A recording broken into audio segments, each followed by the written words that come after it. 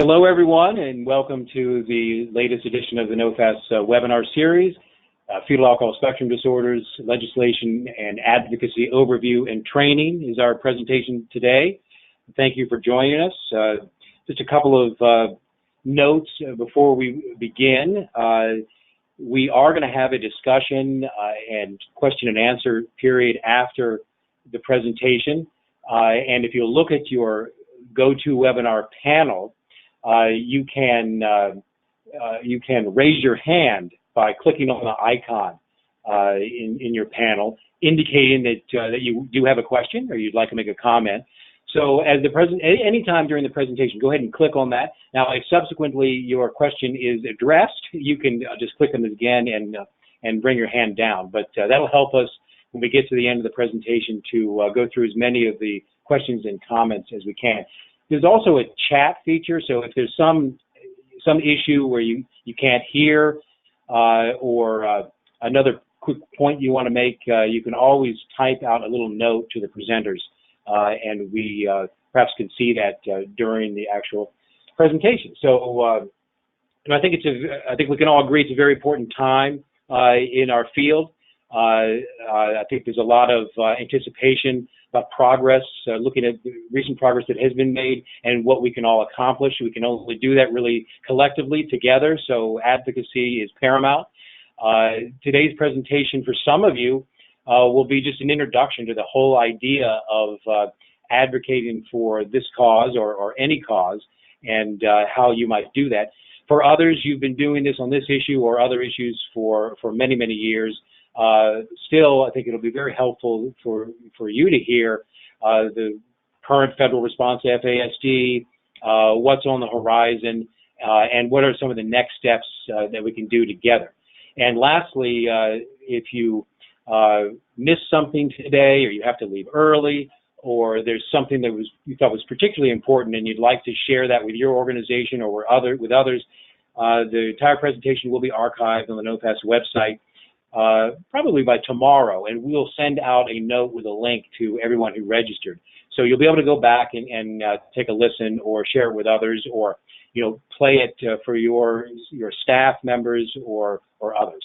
Okay, so let's begin, and we're very fortunate today to in talking about legislation and advocacy in Washington, D.C., to have two people with a wealth of experience in those areas, and who are going to share the presentation with you. I will join them, and I neglected to tell you who I am, and I'm Tom Donaldson with NOFAS, and we're at NOFAS headquarters in Washington, D.C. Some of you have been here and you know what that means, but for others who haven't, imagine that we're a big outfit that's growing bigger with your help, and we're going to get a lot done. So I'll jump in from time to time, but mostly you're going to hear from Susan Carlson. Many of you know, and also Kate Boyce, who's been working on this issue for 25 years with myself and Kathy Mitchell and some of the other friends at NOFAS. So with that, Kate, I'll turn it over to you with to lead off with our first section, how Washington works. Okay, everyone. Good afternoon. It's a pleasure to speak with you today. I started my career working for the U.S. House of Representatives, and then I went to law school and spent nearly 40 years, I'm still doing it, lobbying, practicing law, and so forth. So this comes as second nature to me, but I want to try to give you the general idea of what happens when we go up to the Hill. So maybe we can just toggle back once so you all can see the agenda. We're going to talk about how Washington works, first of all. Then we're going to have the federal response to FASD. Tom's going to present the first two bullets, and then Susan Carlson, who was originally on the NOFAS board, left to form the very first and subsequently most successful of the affiliates, the Minnesota affiliate, now called Proof Alliance. She rejoined our board and assumed the chair of the Legislative and Policy Committee. We're so delighted that she's back in the fold. She's been really working hard. So she'll tell you what she's been working on in the new FASD legislation. Then we'll pop back and talk to you about some of the how-tos of advocacy and lobbying, and then Tom will go over the plans for the NOFAS FASD, the NOFAS Affiliate Summit, and legislative activities on the Hill, and our 2019 NOFAS Celebration of Champions, our annual gala. So let's start first quickly with the Congress. Under the Constitution, there are 3 branches. You see those laid out before you: legislative, executive, and judicial. Today, we're pretty much just focused on the legislative branch, but there is an executive component to what we're going to be working on. And in the legislation, you see that we're dealing with the Congress, which is made up of the Senate and the House.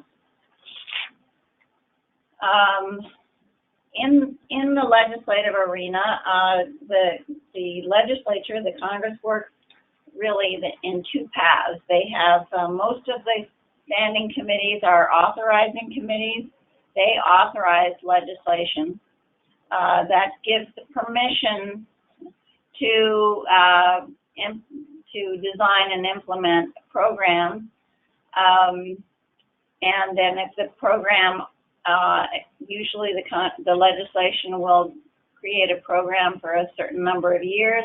Once that time period expires, then not every case, but often there's a reauthorization legislative process. We'll be talking about that later on in this presentation. The other part of a very important role of the Congress is to appropriate money for the purposes of the statutes that have been passed according to the authorization process. There's one appropriations committee. It's very powerful, and it's divided into about on each side. The House and the Senate each have appropriations committees, and they're divided into about 13 subcommittees that divvy up the different agencies and the responsibilities of the federal government. And that committee determines how much to spend on the programs, and sometimes will qualify how that funding is to be utilized and so forth. So go to the next page. So generally speaking, a bill is introduced. It's most advantageous if the same bill is introduced in the House and Senate, because ultimately both the House and Senate have to pass judgment, approve identical legislation on both sides before it can be enrolled and sent to the president for signature. So sometimes legislation will start in the House or in the Senate, and it'll just be on one side. It'll go through one body and then be considered by the other body. There are different ways of doing that. But if the House and Senate pass different versions of a particular type of legislation, then they have to meet in a conference committee in order to hammer out the differences so that there will be one piece of legislation. And then that agreed upon legislation has to go back to both the House and the Senate to be approved, so that both bodies approve identical language before it can go to the president. So this is just a little version of the control in the House and Senate and how it's changed over the last election. So I think you probably all know that the Senate is still controlled by the Republicans, and the Democrats now control the House, but it's not a huge majority in either side, so there's always lots of contention. Let's go to the next slide. This is just an interesting breakdown of the committee, of the demographics of the House and Senate. And I think one thing that's interesting is how many women there are now. The numbers have been growing, so that's useful to what we're dealing with today. Let's keep on going. Okay, so I'm going to turn this over to Tom. I just want to note that NOFAS was founded in 1990, and you'll see that the first action that was taken in 1992, and that's because NOFAS had been formed, and its little staff and its board were energetic and made as best contacts as they could. They utilized their friendships and their past relationships with members of the House and Senate to start working on legislation to get some federal programs focused on FASD. So let me just turn that over to Tom. And as Kate said, this very first piece of legislation was actually the then Senator Ted Kennedy from Massachusetts, who was instrumental in 1992 in inserting into this bill a note requiring or mandating a study on FASD that was ultimately published by the Institute of Medicine in 1996. And you know, those of you in the field, that study is often still referenced. If you can contact NOFAS, for instance, if you'd like a copy of it. We still have we have that, and it's still sort of a historical document in our field. And in that study, the recommendation for the Interagency Coordinating Committee on FASD, which will be referenced later in the presentation, was recommended. And the recommendations also were the basis for what occurred, and that is the only sort of FASD bill, or FAS at the time, fetal alcohol syndrome, and that was 1998. And know that then Senator Tom Daschle and also Senator Bill Frist, they were responsible for that. Obviously, mostly Mr. Daschle, and that authorized the CDC and SAMHSA to address FASD. And just subsequently, as Kate differentiated between the authorizing and the appropriation, that is the money to support those authorized programs were then allocated in 2000. And so that CDC had been addressing FASD previously, but now they had a specific line item, and they've continued to this day to be doing very important work that we'll touch on in a moment. Unfortunately, SAMHSA no longer has funding and is no longer specifically addressing FASD. And then we see just since then, over the last nearly 20 years, we've really just had a couple of additional appropriations of funding. NOFAS's work led to some monies that were used to help establish the NOFAS affiliate network and support some of their work, and a project within the community health centers. And also NOFAS worked to obtain modest increases in some of the funding lines, CDC in this case, in those years mentioned. 2002, 2014, and 2017, which brings us to just a quick slide here showing, when we look at current funding today, the dollars that are available. You can see the majority of it is directed towards research, the biomedical and behavioral research conducted by the National Institutes of Health. The language is the language that's actually in the appropriations legislation, where they have embryo and fetus as is listed there. And then the two other lines, FAS for CDC, that's funding, and then the Health Resources and Services Administration, they have a modest amount in a single project on FASD at that agency. And I should say that NOFAS has submitted requests on both the House and Senate side to increase the funding in those categories, but Congress hasn't finished their work on appropriations yet. And now we're looking at just what the CDC is doing, just a quick summary. And I want to encourage Susan Carlson to jump in at any time you'd like. I'll just simply say here at CDC, of course, monitoring alcohol use, and we've seen in publication issued this spring that there's actually been an uptick in the number of women from 1 to 10 to 1 in 9 pregnant women who do report some alcohol use. They've, for those past 20 years, been working to raise awareness and prevent prenatal alcohol exposure, prenatal alcohol use. They've been working to help establish screening and brief intervention for alcohol as a routine part of clinical practice. Obviously, a very important program to make sure that all individuals are comfortable talking with their practitioner about their alcohol use, and that if there are concerns about their alcohol use, that they can be brought to light and addressed. Moving on here, we mentioned earlier, in addition to CDC, out at NIH, this is a quick summary of what they're doing, and you can see just at the top line, they have approximately 90 grants, research grants. So NIAAA has funded 90% or more of all of the clinical research or other research, basic research on the FASD for the last 45, going on 50 years. And the collaborative initiative on FASD, and that's chaired by Dr. Ed Riley at San Diego State University, many of you know, and is a consortium of a dozen or more research institutes and universities.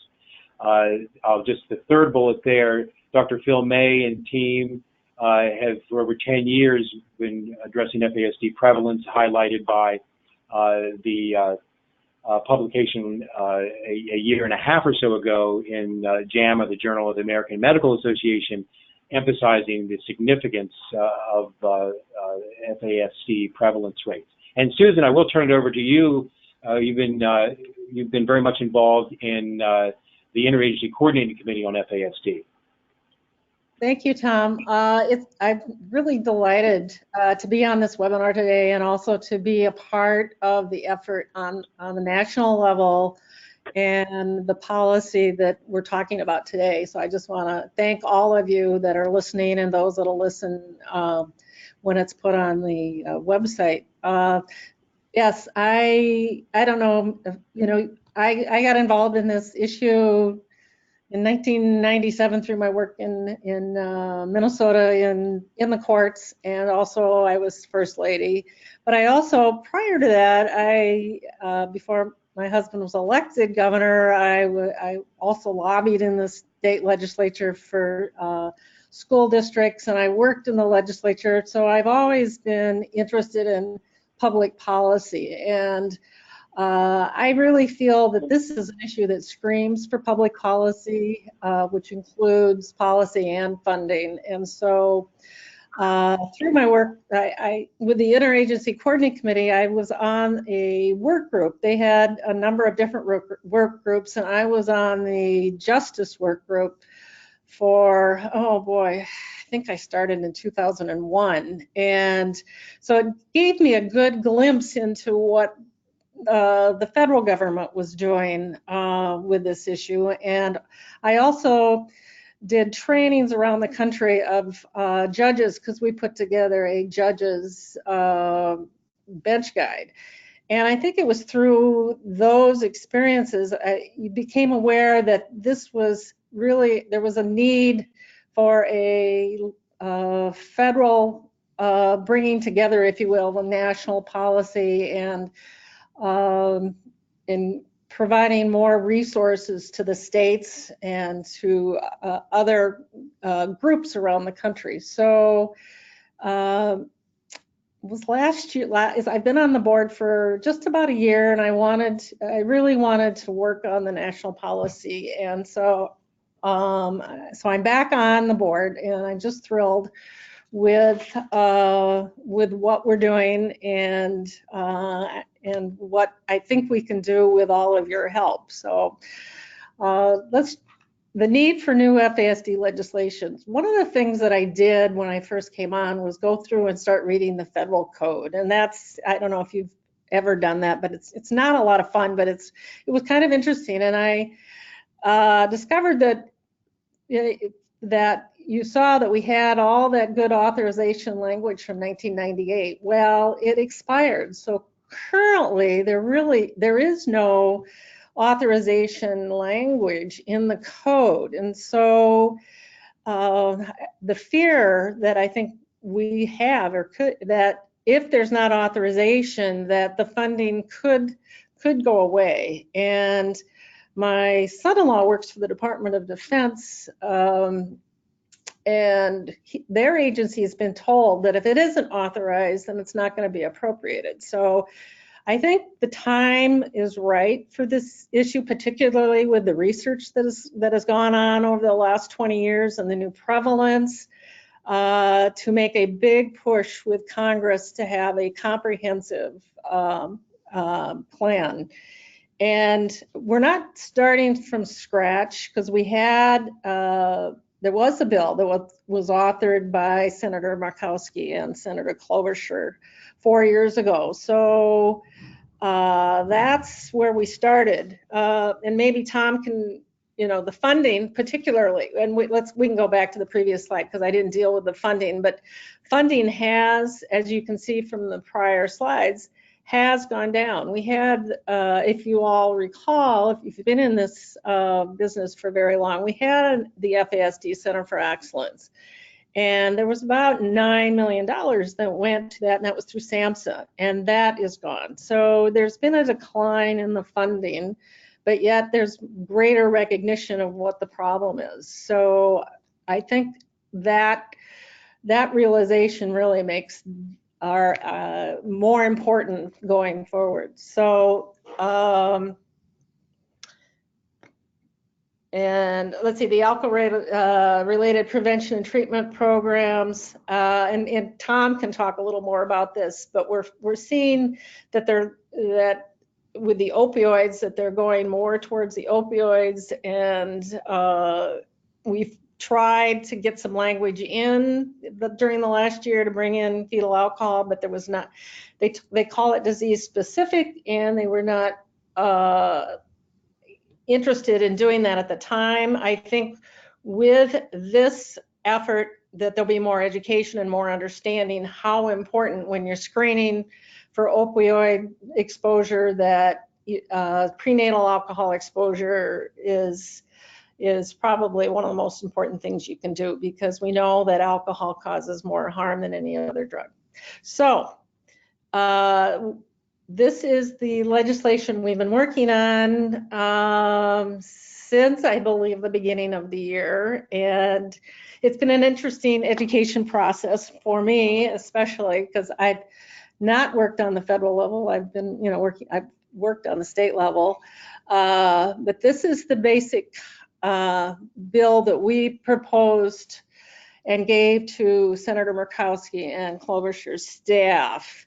And, the first is the research, and that needs to continue and will continue. That's never been a problem in the years that I've been involved on the federal level. There's always been the money for the research.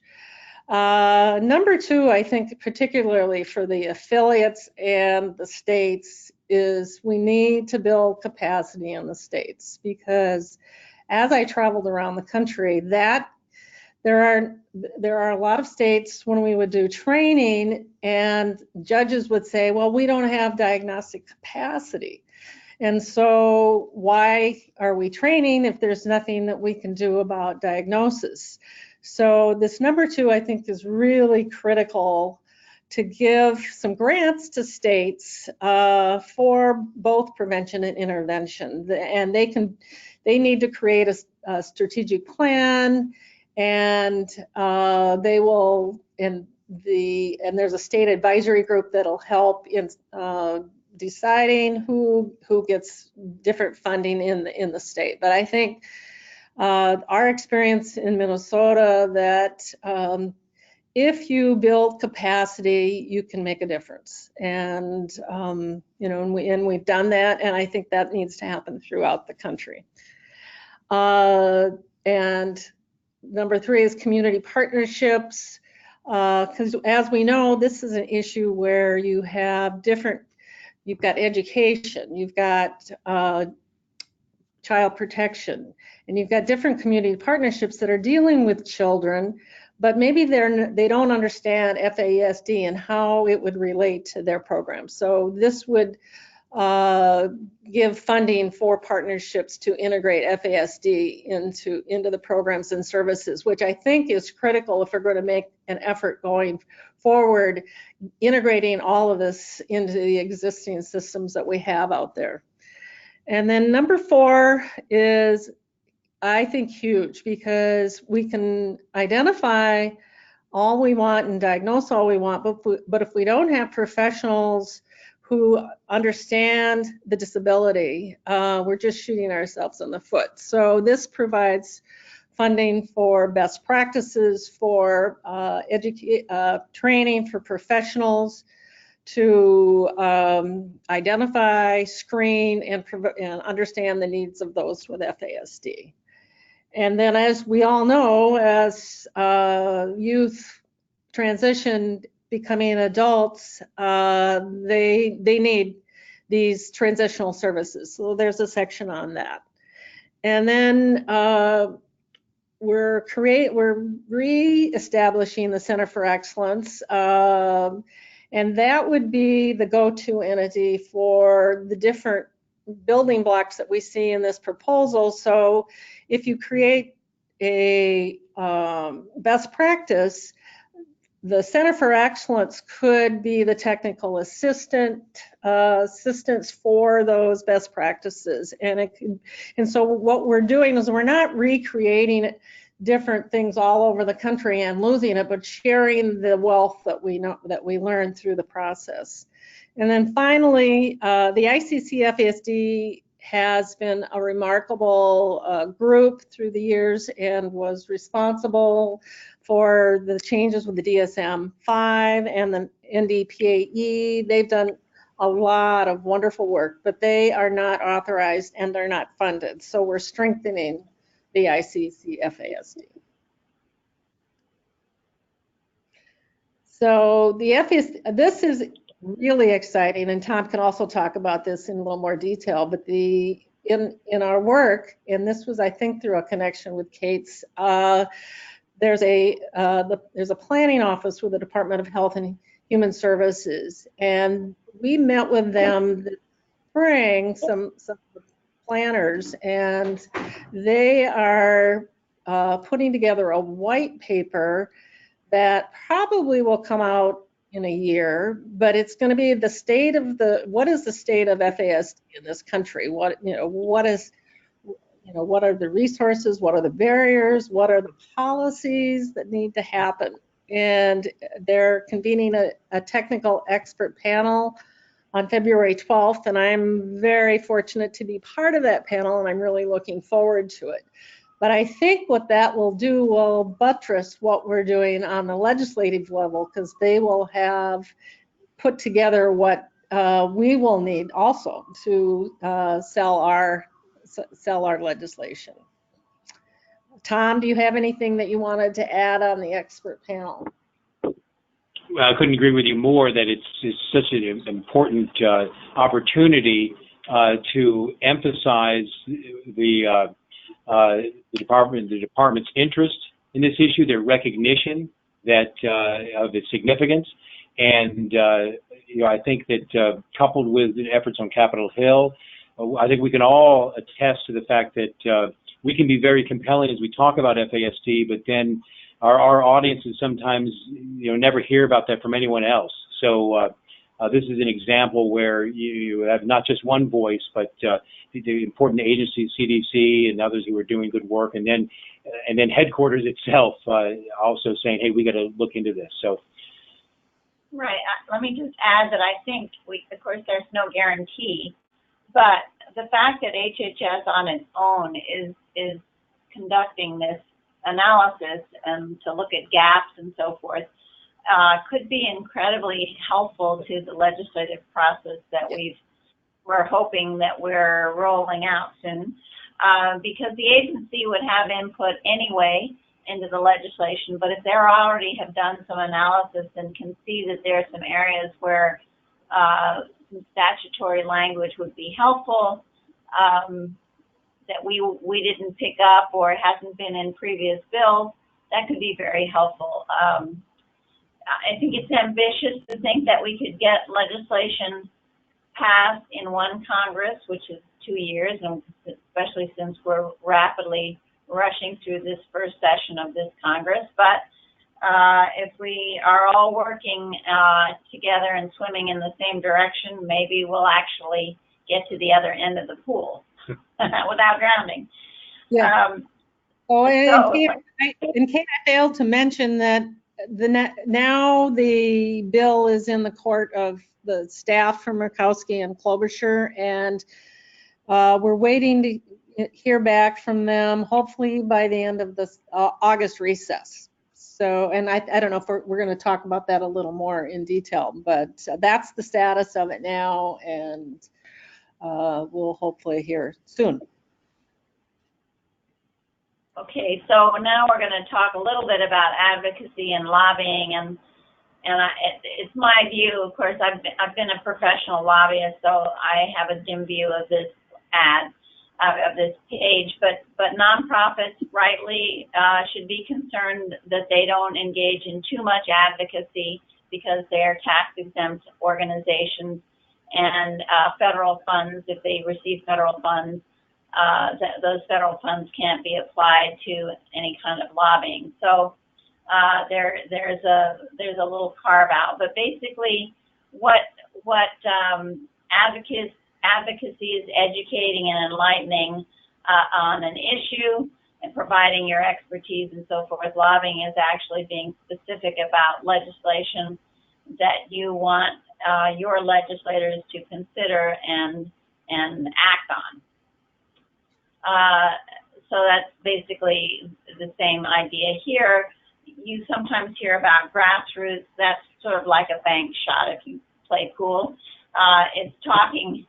So I am talking to you about you lobbying your legislators. That's grassroots lobbying, because I'm not doing the direct lobbying. I'm just giving you ideas of how you can influence legislation yourself. So I've sort of gone over this, but I think most of you are engaging in advocacy as private citizens or volunteers. A key part of lobbying, by the way, is if you're paid to lobby. Volunteers obviously aren't paid. So most of you are going to be in good shape on this point. But if you do work for a nonprofit, or especially if you work for a state government, but you happen to be coming to Washington to participate in the summit and you want to talk to your legislators, you're doing that in your personal capacity. But you probably should, just make sure if you think that there are any questions, you might check with your employer. In terms of what we would like you all to do, we want you to sign up, and Tom can tell you more specifics about signing up with NOFAS as an FASD advocate. And there's a form that you can fill out. But any affiliates coming to Washington, they should fill out the form as well, correct? Yes. Anyone who wants to stay connected with NOFAS and track along with the progress that's made and be able to weigh in and receive support and guidance from NOFAS, please do fill out the form, as I know many affiliates and then other advocates have done. Right. So that gives us more information to work with. And so anybody can come to help, and the more the merrier. Basically, when the affiliates come to Washington, we're going to be focused primarily on this FASD legislation, and you all are going to be a part of that whole exercise, movement, campaign, whatever you want to call it. So in order to do that, you want to get ready to do so. And one of the things that we're going to want you to do is do some practice work. Develop, you all have your own stories. There are all reasons why you got involved with NOFAS and your particular affiliate. You want to develop your pitch. We call it an elevator pitch. So it's something that if you saw somebody who was important and could make a difference in this field, and they're a member of the legislature, if you had them in an elevator for 3 minutes, how would you get your point across clearly so that you've tweaked their interest and you've engaged them to be helpful to you? It's a challenge, so it's the more you practice, the better. But so you want to practice a couple of stories that talk about NOFAS, your affiliate, the challenges that you faced, and why you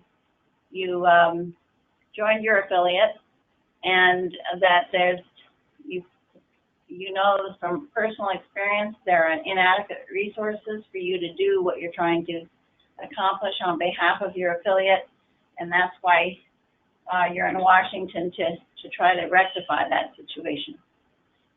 NOFAS has been working hard, particularly one of our interns has worked really hard on fact sheets with lots of facts on FASD in your state, with lots of citations. So when you receive those, you need to look through those, make sure that they conform to what you understand to be the situation in your state. If there are some couple of additional facts you want to add to that, fine. Then you want to check with your colleagues within your affiliate and just any friends that you have generally to see who has a connection with your two senators or with the congresswomen and congressmen in your state, because that personal connection is always helpful. So the goal here is to become familiar with and get to know your congressional delegation and their key aides, primarily the health legislative assistant or legislative aide. And Kate, let me just jump in a minute. I would add to this that doing some research about your congressperson and what their background and interests are, because there might be something that, if they were, introduced a bill on adoption or that, so I would do a little research on your congressman who you're going to meet with and the senators and see if there might be any connections with the FASD. That's a great point, and I'm glad you made it, because that always makes the meeting so much more relevant if you already know quite a bit about the member with whom you're about to meet or their staff. So what we've done at NOFAS is put together a huge spreadsheet of the affiliates, the senators who represent the states in which the affiliates are located, the affiliate Congress people, and we've also peppered that spreadsheet with senators and Congress people who are on the relevant health committees that would consider this legislation. So we have targets already, and we hope that you all can help us get to know these targets by doing your own research and finding out who amongst your big network of friends and influencing people might know these members. So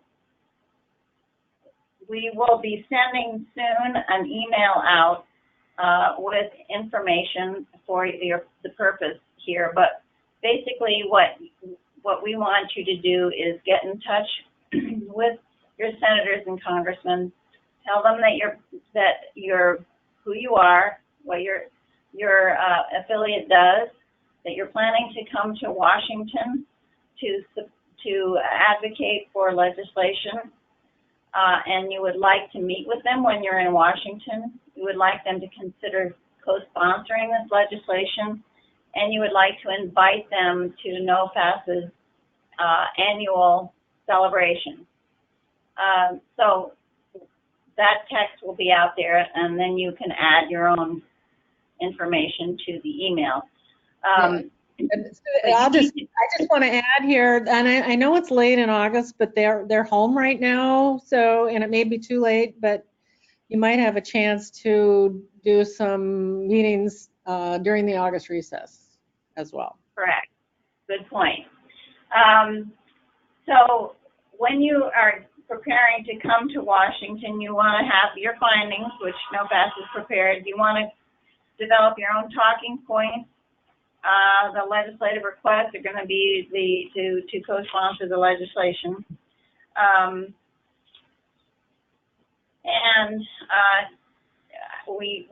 I want to do a little shout out to the New Hampshire affiliate. We had invited her to participate in this webinar because they were so successful in what they did, but I just want to mention that their success, because it's just an example of what you can do on your own if you put your mind to it.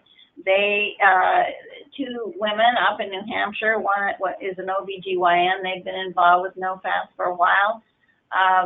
The doctor knew the congresswoman we had targeted. She's a member of the health subcommittee on the House side, and so we thought she'd probably be an excellent sponsor of this legislation, but we didn't have a contact with her. So fortunately, one of the New Hampshire affiliate members knew her. They set up a meeting. We provided them information. We told them what they needed to do. They did their homework. They had the meeting, and they signed her up. So Congresswoman Ann Custer has agreed to be the sponsor of this legislation in the House, sight unseen. So we hope there will be a bill. But and then very important also, the NOFAS New Hampshire affiliate reported back to us what was the discussion. We talked about follow-up. We subsequently followed up with a formal invitation to the Congresswoman to come to the gala and so forth. So each one of you can play such an important role during the summit. And so now I'm going to turn it over to Tom to tell you more about that. Yes, and firstly, we know that a great many affiliates, members of the NOFAS affiliate network. Hello to all of you, and also hello to FASD advocates who are in different states, who are not maybe linked into one of the NOFAS affiliates or a formal FASD organization, yet you on your own or with your family and colleagues are doing great work. And so all this information applies to all of you, and it also applies to everyone, whether you are planning to be here in Washington, D.C. in late September or not. Even if you're not here, there's important work that you can do in reaching out to the offices with the assistance of NOFAS, however you'd like it. And then we hope that at one time or another, whether it's for a NOFAS event or a visit to town, we can work with you at that point to accompany you on visits with your congressional delegation. So the NOFAS affiliates, though, will be here, as you see on the screen, the end of September. They have a great deal of important work to do in terms of sharing resources and delivering services and programs in their communities. But they also, most all of them also play important roles, Kate said, in advocacy. And so we're going to be doing a series of Capitol Hill visits. If this legislation that we've been talking about has been introduced, by the time of that visit, hope to have a congressional briefing on Capitol Hill. If not, we're still going to get together as advocates, and this goes for whether you are an affiliate or not. If you are in town and you're interested in FASD, there will be a slot where we can all get together and we can strategize and stay updated on the work that we need to do when a bill does finally come out and we need to appeal to co-sponsors. We have here many notes, and that's why I'm going to encourage, even if you're live on the broadcast now, when the archived version comes out, to go back and take a listen and take a look at some of these important notes when it comes to being prepared. Many of these points that Kate's already referenced when you are thinking about and ultimately have your visit on Capitol Hill, so that you can maximize that time with the lawmakers and with their staff members. And we can accomplish, as Kate described, what New Hampshire has done, whether your members agree to co-sponsor the legislation or take any interest whatsoever. It's all invaluable to the overall effort. And through Catherine Farnham, who will be continuing on. She's been a summer associate here at NOFAS, developed many of the fact sheets, has interacted with many of you already, had conversations with you who had signed up as FASD advocates, either through Catherine or myself. You can always engage with us. And now I'm speaking mostly to the advocates who may not be here in September, where you can still stay connected and work with us. We already mentioned the Capitol Hill briefing that please, as it says there, stand by in this case, that coming just as soon as possible will give you the news there. And this is for everyone.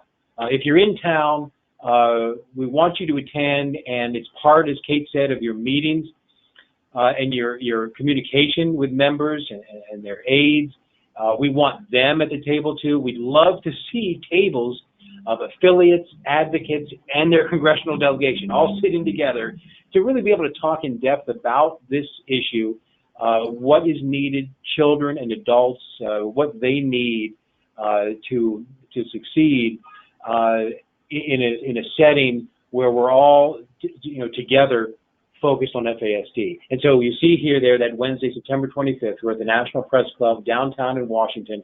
It's a exciting evening. I think it's exciting for people who often have been working solo or feel like they've been in the wilderness talking about FASD, to be with others who have the same experiences.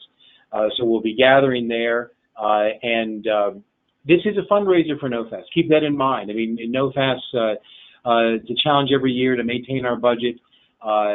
We do want very much so to have advocates with us. There is still a cost, and in this case, it's really just to cover the costs we have. The ticket price for our donors is $300, so we do have a discounted ticket price, and we're going to be working with you again, whether you're here or not, to invite your senators to take a look at the legislation and to be with us on September 25th.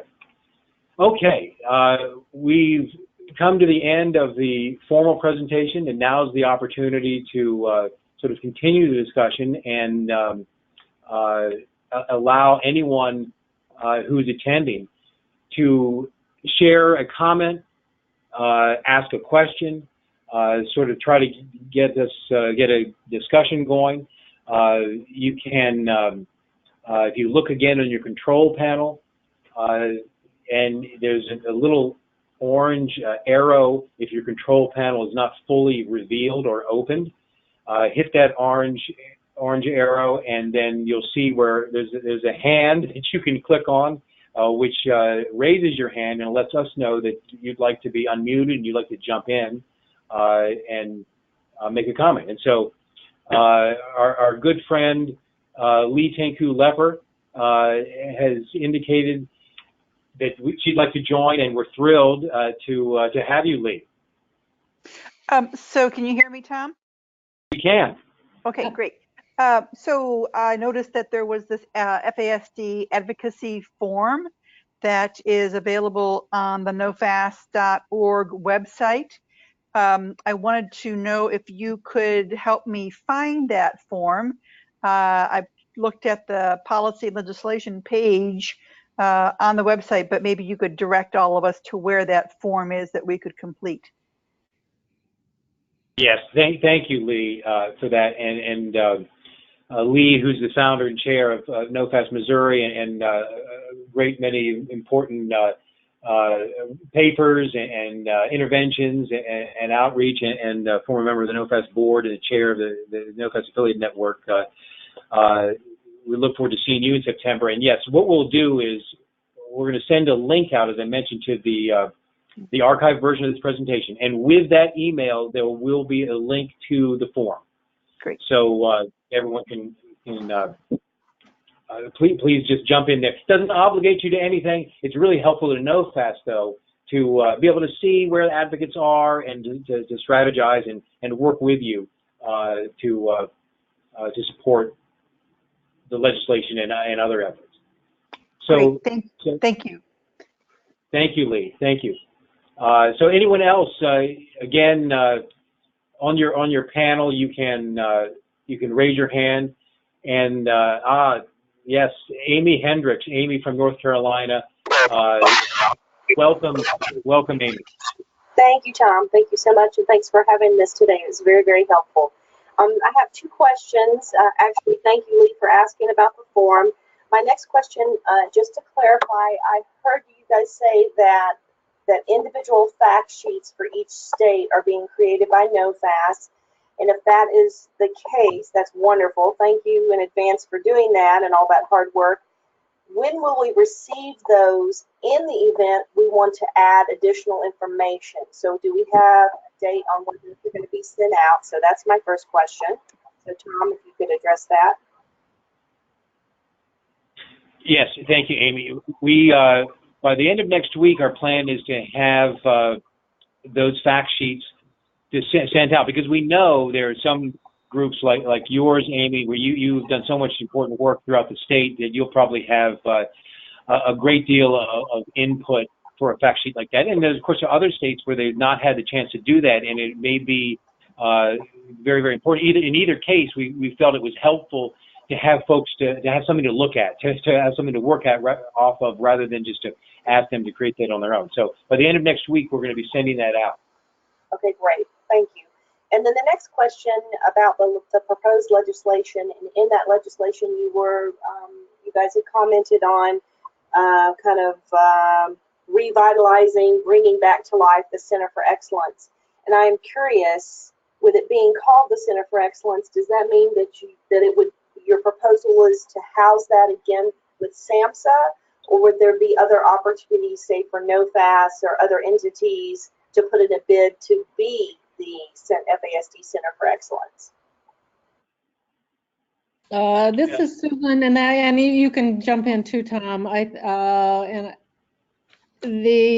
It's not gonna. We didn't have it going to SAMHSA because SAMHSA didn't want it, and it'll be interesting to. We don't know coming out from the senator's offices what it'll be, because they will be talking to the agencies to determine whether what's the good fit.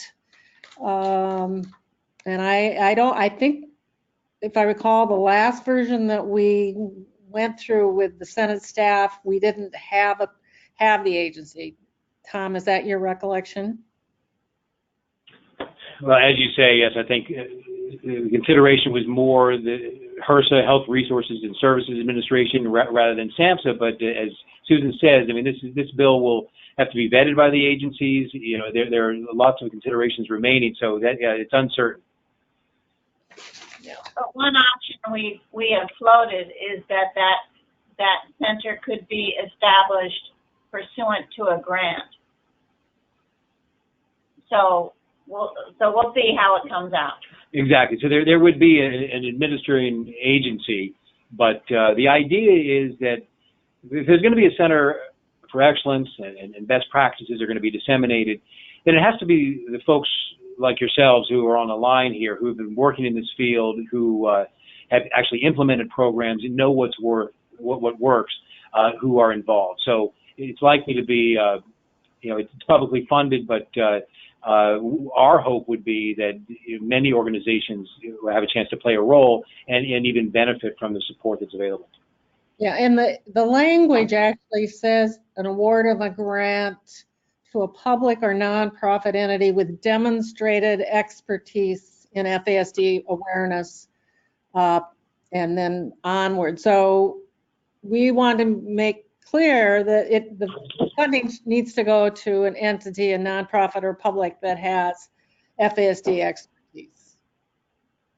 And Amy, before you get off of the phone, are you going to be coming to Washington? Absolutely. I will be there, and I will have two colleagues with me, and we are actually now expanding the affiliate network to be part of the ARC of North Carolina. So yes, and they are they have their own advocacy team, but only 3 of us will be there. But yep, we'll be there. Excellent. Well, I want to give you a target. Senator Burke is on the Senate Health Committee. It would be very helpful to have him as a co-sponsor. Oh, Kate, the drop-down box, or Susan, the drop-down box I just had with Senator Berger. Yes, yes, I know. And I don't have the House members in front of me, but there could very well be some. If there are House members who are on the Energy and Commerce Committee, especially if they're on the Health Subcommittee, that's another really important target. Yes, and we will work in advance before we head up there to try to make those appointments. And I think that's another thing, Tom, because in the past, NOFAS has graciously made appointments for affiliates that maybe didn't feel comfortable making that ask. But what I'm hearing today is that we do need to go ahead and set that up in advance and make our own appointments. Is that correct? Well, and we're gonna provide talking points, language for the approach, and all that information. So, particularly with affiliates, and anyone who's going to be here will be sort of the first round of folks that we'll work with. Some of you have the relationships. I see some of the names are on our presentation today who I know folks in their offices. And you can still benefit from having the talking points and other materials, fact sheets, so forth from NOFAS. Others, we'll actually accompany you to the meeting, schedule the meeting, and sort of walk you through them. So it'll be, it'll have to be personalized for everyone. Thank you, Tom. Amy, thank you, and we look forward to seeing you. And now, Carolyn Becker, we see you have your hand raised. The floor is yours.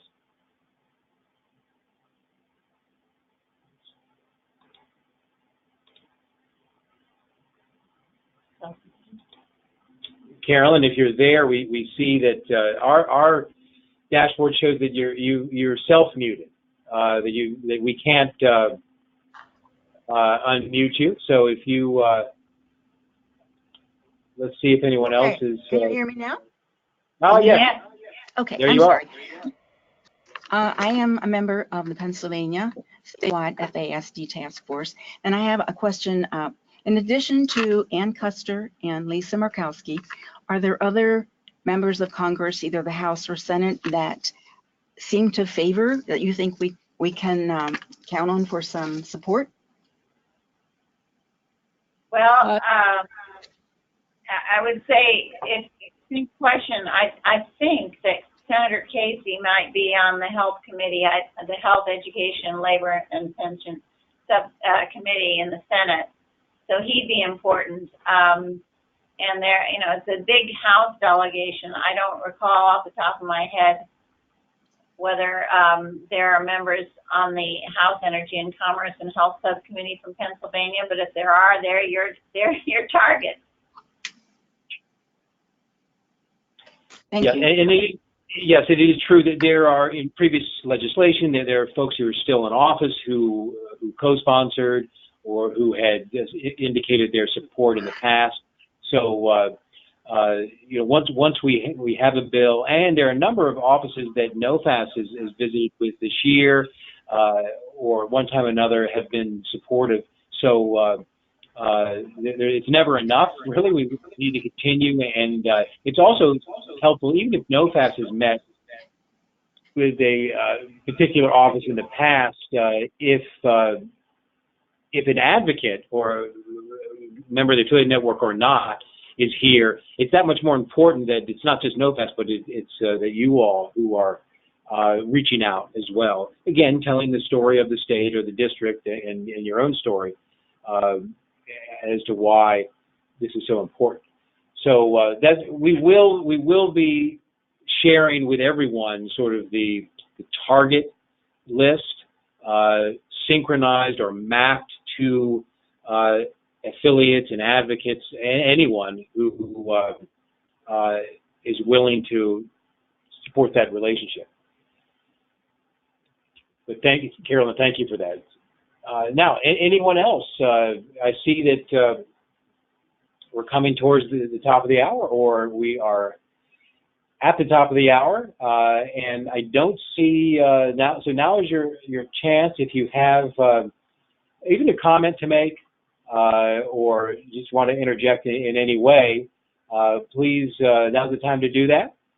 Going once, we'll give you just another 30 seconds or so, and remind you to not just be on the lookout for this and the form to sort of sign up as an FASD advocate for your own consideration, but that strongly urge you and hope that you will, if you're connected to an organization, to put this out to your membership, share this with everyone.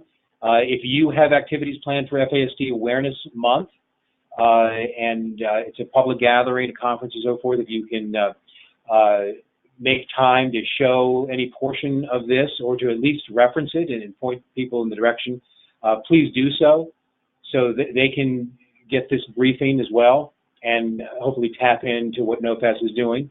And again, I hope you'll communicate here with me and with Kathy Mitchell, Andy Ketcher, Erica Peters at NOFAS with any questions about your visit or about how you can stay up to date with what's happening and how you can have your voice heard. We'll take just one quick look. As I look here, Susan, do you have any sort of closing thoughts for folks?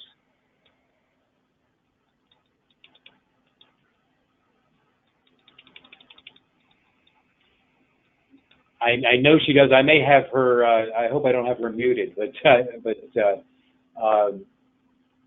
we're looking forward to significant progress. It's I think sometimes we look back and imagine and hope that we would have been further along. But I think the fact is that so much has been accomplished, and that we ought not lose sight of that. But we in no way can simply count on that or be complacent. This is the time, I think, with some strong efforts by folks that we can make a real difference, try to push this forward. And as Kate said, we can't just think one congressional session. We have to try to get it all accomplished. In fact, it infrequently ever gets done in a short time period. So we got to be committed over the long haul. I can assure you that NOFAS is, and we thank you. I'll ask Kate to maybe make some closing remarks, and we'll look forward to seeing many of you in September or in the future. I just want to thank you all for participating today. I know you are busy with your regular responsibilities during the day, volunteer and non-volunteer, and your support is tremendously important and helpful to NOFAS, and we thank you for your time and hope to see you in Washington at the end of September. Thank you. And Susan, if you're there now, please, any final or last words for the group? I got lost connection there for a minute, but I just want to echo what Tom and Kate said about how important advocates are going to be to our success, and it'll take all of us, affiliates, and all of the advocates around the country to make this possible. So spread the word, and we look forward to seeing you in DC. Susan, I thank you very much. Kate, thank you very much, and all of you, keep up the great work. Everyone in this field is indebted to you. We'll see you soon. Take care. Bye-bye. Bye-bye.